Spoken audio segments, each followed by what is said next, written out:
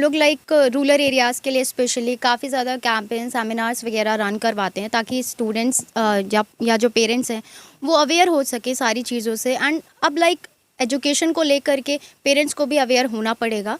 And बाहर जाने में अब्रॉड में कुछ भी ऐसी दिक्कत नहीं फेस करनी पड़ती है। आपके हॉस्टल्स की सिक्योरिटी फुल टाइम है, आपके एक टाइमिंग रहती है कि आप लाइक 8 बजे के बाद बाहर नहीं जा सकते हो। आपके पास एक कार्ड रहता है हॉस्टल के लिए कि आप उसको यूज़ करके हॉस्टल में एंट्री ले सकते हो। सारी गर्ल्स वहाँ पर रहती हैं, तो ऐसा कुछ भी सिक्योरिटी सेफ्टी के लिए कोई इशू नहीं रहता है। अभी हम हैं नोएडा में, नोएडा सेक्टर 16 में। आपको बता दें कि एफिनिटी एजुकेशन एक ऐप आता है और एफिनिटी का ऑफिस है, यहाँ पे शिक्षा से रिलेटेड ये ऑफिस है। और सर हमारे साथ हैं, इनसे तमाम सवाल होगा जो कि बच्चों को काफ़ी ज़्यादा सहूलियत मिलता है इस ऐप से। सर सबसे पहले ये बताइए कि एफिनिटी है क्या, काम क्या करता है?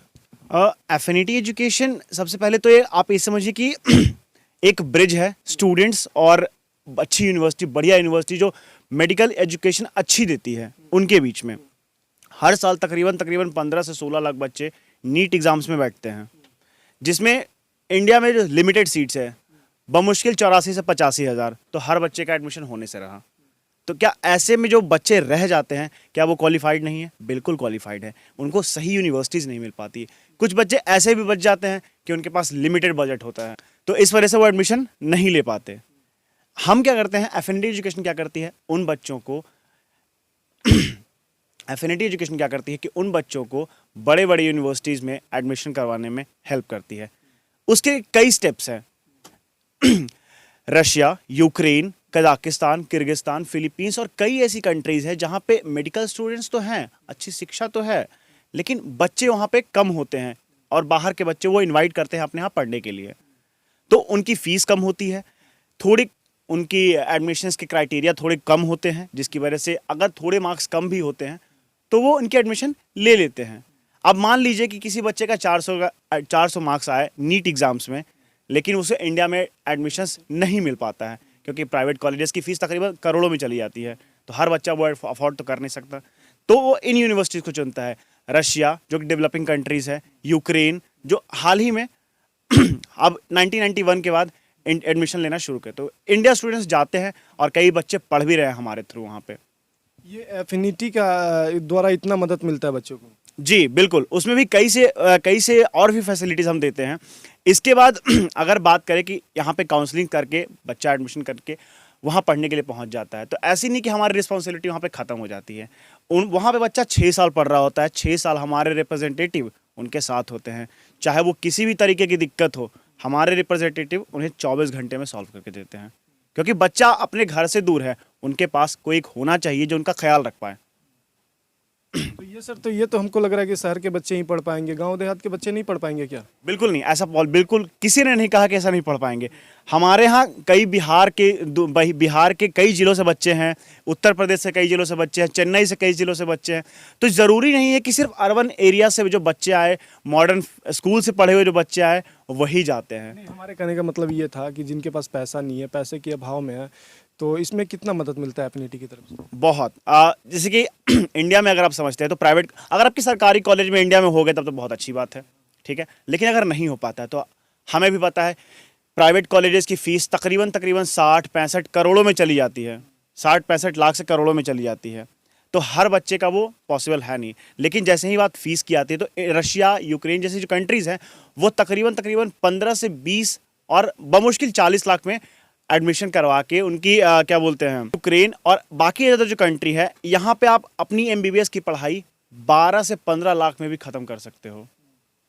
वो डिपेंड करता है कि कितनी नामी यूनिवर्सिटीज़ है, उनके अलावा भी थोड़ी फीस बढ़ती है, लेकिन वो डिपेंड करता है कि किस कदर क्या फैसिलिटीज़ उसमें ऐड कर रहे हो, उसके अकॉर्डिंग वो फीस बढ़ती है। इसका ऐप भी है क्या सर? बिल्कुल बिल्कुल, हमारी एफिनिटी एजुकेशन ऐप तकरीबन 1 से 2 सालों से अभी चल रही है।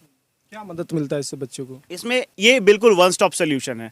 हमारे बच्चे जैसे कि 12th का एग्ज़ाम देते हैं, उसके बाद से नीट की प्रिपरेशन शुरू करते हैं, तो नीट की प्रिपरेशन सबसे पहले एफिनिटी एजुकेशन पे फ्री मिलता है।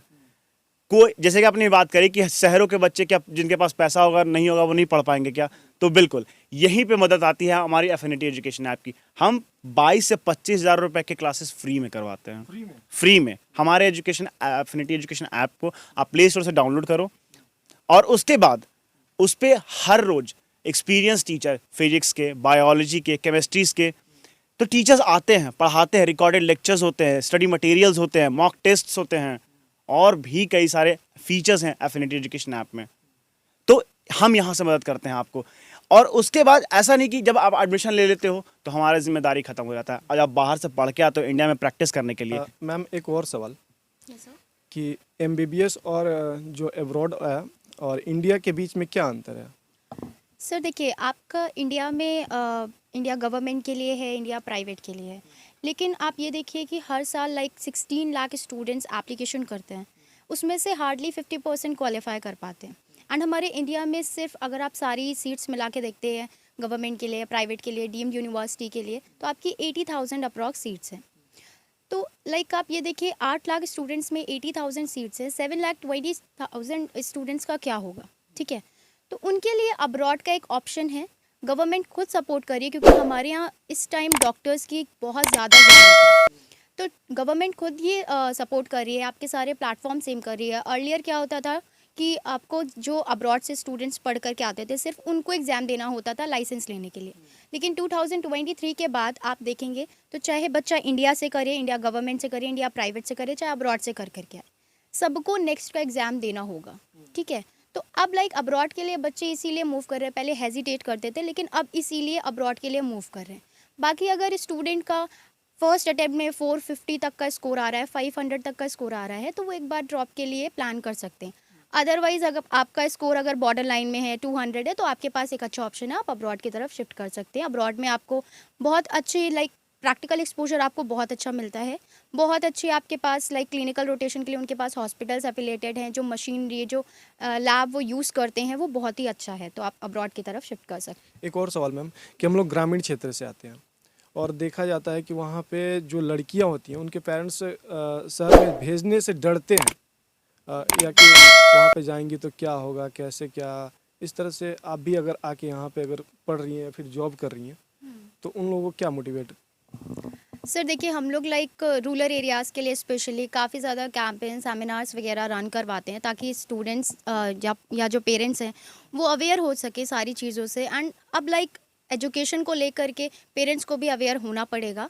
एंड बाहर जाने में अब्रॉड में कुछ भी ऐसी दिक्कत नहीं फेस करनी पड़ती है। आपके हॉस्टल्स की सिक्योरिटी फुल टाइम, आपके एक टाइमिंग रहती है कि आप लाइक 8 बजे के बाद बाहर नहीं जा सकते हो। आपके पास एक कार्ड रहता है हॉस्टल के लिए कि आप उसको यूज़ करके हॉस्टल में एंट्री ले सकते हो।